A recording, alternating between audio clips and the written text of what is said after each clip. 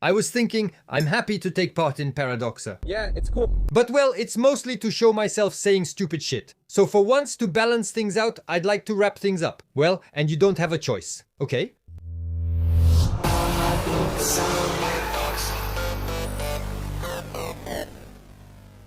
I'm taking you to Place des Vosges, one of Paris's most beautiful squares. Before I get to the heart of this video, I wanted to say, what's with that walk? You look like a Teletubby. I'm taking you to Place des Vosges, one of Paris's most beautiful squares. No, actually, it would be more like Tom Sawyer. Tom Sawyer, he's the American. Well, no, here, you can say he's not the American. Jan Brossat is a communist, son of a father who is a philosophy professor at Paris 8 University and a mother who is a sociologist, Aline Cern. Both were in the Revolutionary Communist League. When I was very little, he took me to demonstrations in my red puffer jacket. His Israeli grandfather was even sentenced to 20 years in prison for high treason in Tel Aviv for giving information to the USSR. That's definitely a top-level communist family. That made me think, when you think exactly the same politically as your parents, no matter the political side, when can you be sure you ever actually started thinking for yourself? Yeah. Like the Le Pen family, the Duhamels, or Macron and his drama teacher. That's not today's topic, even though it could make for a nice paradoxa, just like a rich Parisian hipster who's a communist. And there you go. I'm not dressing as Tom Sawyer. I'd rather wear this red suit. Moving on, Jan Brossat is a senator for Paris, a Greater Paris Metropolitan Councillor, a Paris councillor, and he was for a long time deputy to Anne Hidalgo as the person in charge of housing. That's why this video. And here, in a building that belongs to the city of Paris, which had been empty for a few years, we decided to create 17 social housing units. We immediately wonder if this is a strong symbolic act or just pure demagoguery. Although in any case, in politics, symbolism and demagoguery are always intrinsically linked. 17 social housing units that will be reserved for childcare assistants, garbage collectors, and women who are victims of violence. Okay, we're dealing with demagoguery here. Women who are victims of domestic violence have always had priority access to social housing. That's a fact. There are measures put in place by the state and by associations to ensure that. And I insisted that exceptionally we do things as usual. So I'm a little bit afraid that for him, caregivers and garbage collectors are supposed to represent demagogically poor people who need help. Even though both of those jobs, they earn more than I do. 1,500 euros minimum for a garbage collector in Paris. It's not super high either. For a home care worker, it's a bit more. 1,900 minimum. I checked, and it's definitely far from being too well paid to not be asking for social housing. But I think the income limits are really high, honestly. With my wife, we'd easily qualify, maybe without even declaring or keeping the kids. I think soon half of the French people could be eligible for social housing in Macron's France. The thing is, childcare assistants and garbage collectors are far from being the most vulnerable. So, isn't it a bit demagogic to have mentioned those jobs like... The will of the people is to help them first. Those people. Obviously, it's that the childcare assistants take care of your difficult children, Parisian friends, and the garbage collectors pick up your trash. Poop. So we really need them, and they really need our support. The 3rd and 4th districts of Paris aren't exactly a hub for special needs institutes, maternal and child health centers, and maternity wards. So I think candidates for these apartments will be pretty rare. Unless someone has already been chosen to move in, but I'm not sure if he's allowed. To present? No. Not sure. We did it and we made that choice rather than, for example, selling that building to the highest bidder and fueling real estate speculation. Damn, there were only 2 choices. Well, that's also why, because we're talking about a former mansion of 1,200 square meters. That's a listed historic monument. It's stupid, I don't know. We could have made it a museum, but well, there are already quite a few. Or a hotel again, but reserved for low-income French tourists.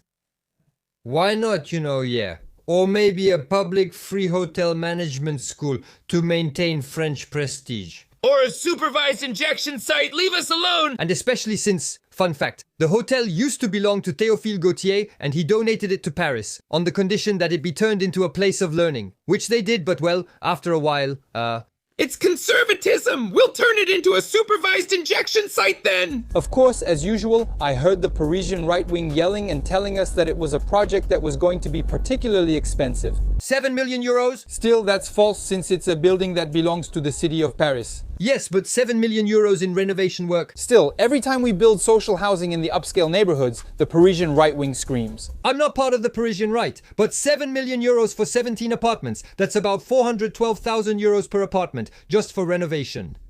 Whereas the average cost of a new social housing unit in 2025 is 180,000 euros for 60 square meters, that's a 20 to 30% increase still during Mr. Macron's last term. Well, obviously, it's almost 50% more expensive in the Paris region, so bingo, 250,000 euros. Just the renovation costs alone could have built 28 new housing units elsewhere. I'm not even considering if they'd sold the hotel to the highest bidder. Sure, that would fuel real estate speculation, which apart from this, they do absolutely nothing about. The reality is they don't like social housing, and above all, they don't like the people who live in it. So, I'm not going to say that's false because it's probably true for quite a few representatives of what they call the Parisian right. At least this social housing will be in a district firmly left-wing. Many people, not just those on the right, also criticize the project's stupidity. Building fewer homes at a higher cost in a historic monument basically just to flatter Brossat, even a communist could find that ridiculous. Well, maybe not a communist who's the son of a communist, but otherwise, I'm very proud that Paris is making this choice because we believe that at number 8 on the Place des Vosges, like everywhere else, all Parisians are welcome. Well, everyone, you have to be either ultra rich or poor enough and lucky enough to win in Mr. Brossat's lottery. That does cut down on the number of candidates, though. I understand the idea and it's totally commendable, but honestly, if someone offered me a Porsche, I wouldn't be interested in keeping it. No, not just because they put a trailer hitch on it, that would be a bit ridiculous, but mainly because I wouldn't be able to afford to maintain it, pay for any repairs, let alone replace the tires. He says he doesn't see the connection. If you live in a neighborhood, it's to live there. But if your income allows you not to do your shopping right next door, to have an overpriced coffee there, to eat out in one of the most expensive neighborhoods in France, and potentially to park your car there. No? No cars in Paris except for me, but with a driver, even though I have to admit I take the plane more often. You'll only be living there halfway, especially if all your friends... Your family lives across the ring road. I'd bet my right hand that it'll all end up as sublets and that next year it'll be pretty easy to find a good 10 8-person Airbnbs on Place des Vosges for a trip to Paris that's as royal as it is affordable. A symbolic action from time to time can be good, but I feel like nowadays all the actions of our politicians are just symbolic. Yeah, like the flotilla for Gaza, don't get mad, okay? Those who described it as a symbolic and non-violent action. And that's true no matter the political side, with the main goal to make the opposing side scream. The common enemy. There are plenty of common enemies. By manipulating the basest feelings like hatred with pathos, promises, and sometimes even lies, the demagogue claims that his speech contains the entirety of the will of a voiceless people. The Parisian right, they're the bad guys. I make them scream, so I'm the good guy. Everyone agrees with that. By claiming to embody the only truth of the people, he paradoxically deprives them of their plurality. He mixes his power with the exercise of his representation. That's why, to avoid confusion, he only represents himself. Yes, and the power with me. Basically, I am the main beneficiary of the power I embody. This plunges us into the heart of a most harmful demagoguery, producing a collective reality that is often fantasized based on irrational passions. Having a neighbor who's a garbage collector or a battered woman is what makes me a better citizen. Even if, for the same exorbitant price, we could have helped 10 times more people, because the main thing is that it pisses off those I hate. The Parisian right, the demagogue operates within a logic of symbolic domination, by identifying their particular interests, pissing off the Parisian right, with those of the community, thus giving his speech an air of obviousness.